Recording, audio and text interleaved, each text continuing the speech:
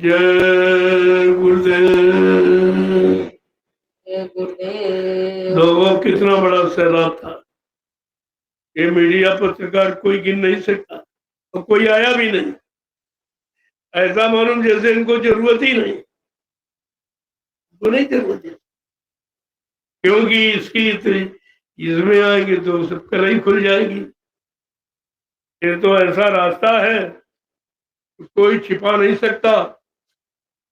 तो खुली जाएगा आज नहीं तो कल। तुम कहाँ छिप के जाओ। वो तो रविदास जी जो मीराबाई के गुरु थे उन्होंने साफ साफ सैकड़ों वर्ष पहले जजमेंट दे गए। जिसने भारत मां सताई, जिसने इसकी करी लुटाई। ये लूटने वाले कौन कौन है? नेता, मंत्री और अधिकारी। इनको जान बचाना होगा भारी। एक दिन ये सब मैदान छोड़ के भगेंगे, अपने अपने घरों में दुबकेंगे। लेकिन वो महापुरुष जो विश्व परिवर्तन करने आया है वो क्या करेगा? ढूंढ ढूंढ कर बदला लेगा, सब हिसाब चुकता कर देगा। जय गुरुदेव। भाई इससे कोई बचने वाले नहीं। पहले ही बताया जा रहा ताकि आप आदमी ने कहीं भाई जब इतने बड़े महापुरुष थे और सब जानते थे, बताया क्यों नहीं? हम लोग अपनी गलती स्वीकार कर लेते और हम भी मतलब यानी समय से सच्चे रास्ते पर आ जाते। इसलिए सैकड़ों साल पहले संत रविदास जी आए जो मीराबाई के गुरु। इतने पहले ये राज खोल के कह रहे। तब तो कोई नेता फेता थे नहीं, मंत्री मंत्री कुछ नहीं था। केवल राजा होता था, राज करता। लेकिन संत महापुरुष त्रिकालदर्शी होते, भूत भविष्य वर्तमान को जानने वाले। उन्होंने स्पष्ट कहा है ये भारत माँ है, ये धार्मिक मुल्क है। यहाँ पर धर्म के लिए भगवान राम को लड़ाई लड़नी पड़ी और धर्म के लिए भगवान कृष्ण को महाभारत करना पड़ा। ऐसे धर्म नहीं आया। आज उस धर्म को लोगों ने खो दिया और ये देश के जिम्मेदारों का काम है खोना। खोना, खत्म करना, बर्बाद करना, लूटना घसुटना उन्हीं का। अब इनका समय आ गया है, लिहाजा बचने वाले नहीं है।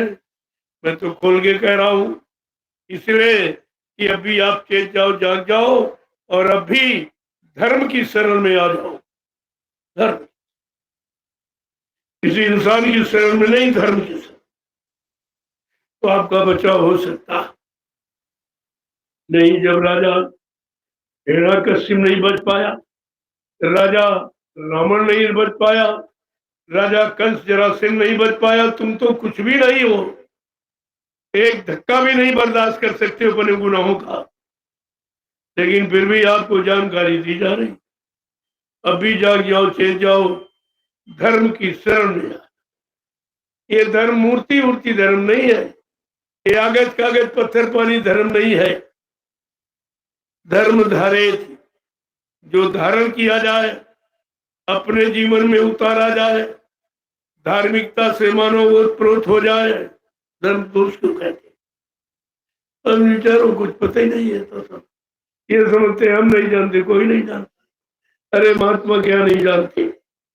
और तुम्हारे हित की बात भी बता रहे। तुमने तो उनका कोई हित किया नहीं और तुमने उनके हित के बारे में सोचा नहीं, लेकिन वो तुम्हारे हित के लिए अब भी कह रहे हैं। अब भी चेत जाओ, जाग जाओ, होश में आ जाओ। आगे समय तुम्हारे कर्मों का परिणाम सुनाने वाला आ रहा है, उससे आप बच नहीं पाओ। छिपने के लिए जो तुमने घोंसले बनाए हैं, तुम घोंसलों तक पहुंच ही नहीं पाओगी। तुम्हें तो मालूम नहीं है। कहा कि जब तुम भागने का प्रयास करोगे कि हम विदेश चले जाएंगे, हम जर्मन चले जाएंगे, इटली चले जाएंगे, फ्रांस चले जाएंगे, मैंने वहां धन अपने लिए लूट के रख दिया है, लेकिन आप जा नहीं पाओ। क्यों? दूरदर्शी एरोड्रम पर खड़ी मिलेगी और तुमसे पूछेगी कि देश का हिसाब दिए जाओ। जो तुमने 5 साल, 10 साल, 15 साल शासन किया है उसका हिसाब दिए जाओ। ऐसे नहीं जा पाओ। ये दूरदर्शी आपको कैद करे। तुम क्या जानो महात्माओं की भूमिका कितनी जटिल है, कोई बचने वाला नहीं है। वो तो अभी इशारे में कहा जा रहा, तो तुम बरगड़ा रहे हो गया, तो ऐसे चिल्लाते रहते। तो चिल्लाते नहीं, वो बताते हैं, तो समझाते हैं तुम्हारे हित के लिए, और नहीं मानोगे तुम जानो, तुम्हारा काम जाने। लेकिन ये नहीं कर सकते हो कि हमको किसी ने बताया। ये बताने, राजा को समझाने का काम हमेशा महात्मा करता। महात्मा का उत्तरदायित्व है कि अपने राजा को समझाए। यही महात्मा विदुर ने किया था कि अपने राजा को समझाने का प्रयास किया, लेकिन नहीं माना, तो उन्होंने त्याग पत्र। मैं ऐसे अधर्मी राजा के राज में काम नहीं करूंगा। सबकी बुद्धि खराब हो गई है। बड़े बड़े महात्मा जो इच्छा मृत्यु का वरदान पाए, उनकी बुद्धि खराब हो गई, वो भी धर्म को नहीं समझ पा रहे। लिहाजा महात्मा विदुर ने इस्तीफा दिया और किसी ने नहीं दिया, सब मारे गए। जिसने नहीं दिया सब मारे गए। कहने का मतलब है, चाहे पुराने इतिहासों से समझ लो, चाहे अपने वर्तमान के कार्य करतूत से समझ लो, जो तुम कर रहे हो। तुम जब तो कोई जानता नहीं, तुम नहीं जानते हो, और महात्मा तुमको जानते, तुमको सब जानते, और इसीलिए तुम्हारे बचने की बात करते। आज ये कितना बड़ा जंगल कोई गिन सकता, और जंगल में लेकिन कोई नहीं आया। क्या ये भारत की प्रजा नहीं है? क्या राजा का कर्तव्य नहीं अपनी प्रजा को जंगल में देखना चाहिए? ऐसे ठंडी के मौसम में इनको भोजन मिला कि नहीं मिला, पानी मिला कि नहीं, इनके पास ओढ़ने का बिस्तर बिछौना है कि नहीं है, क्या इनकी व्यवस्था है, ये राजा का फर्ज नहीं है? लेकिन ये जो तुम घड़ा भर रहे हो, ये तुम्हारे लिए अच्छा नहीं होगा।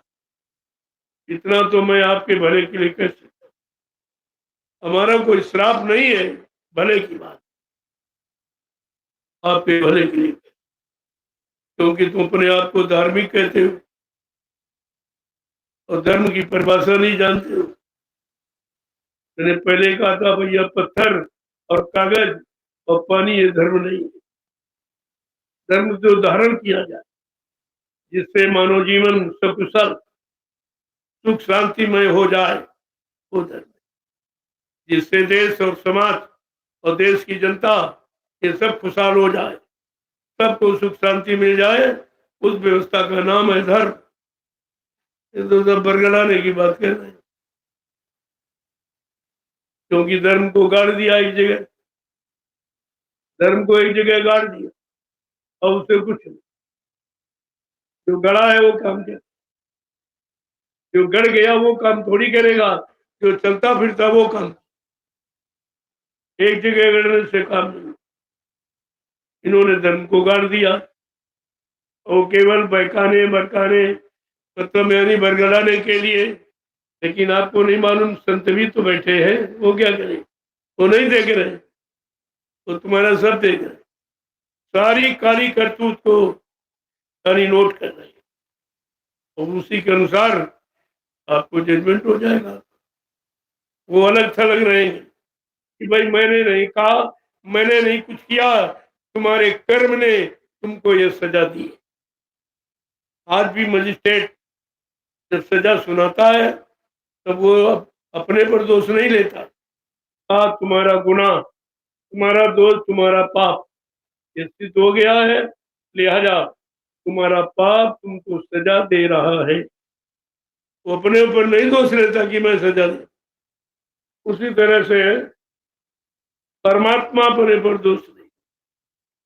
उन्होंने, परमात्मा ने तो महात्माओं को सौंप रखा, भाई इनको बता दो, इनको समझा दो, और न माने तो अपने कर्मों की सजा पा जाएंगे, फिर तुम्हारा कोई दोष नहीं रहेगा। जय गुरुदेव। अब आप लोग लाइन से खड़े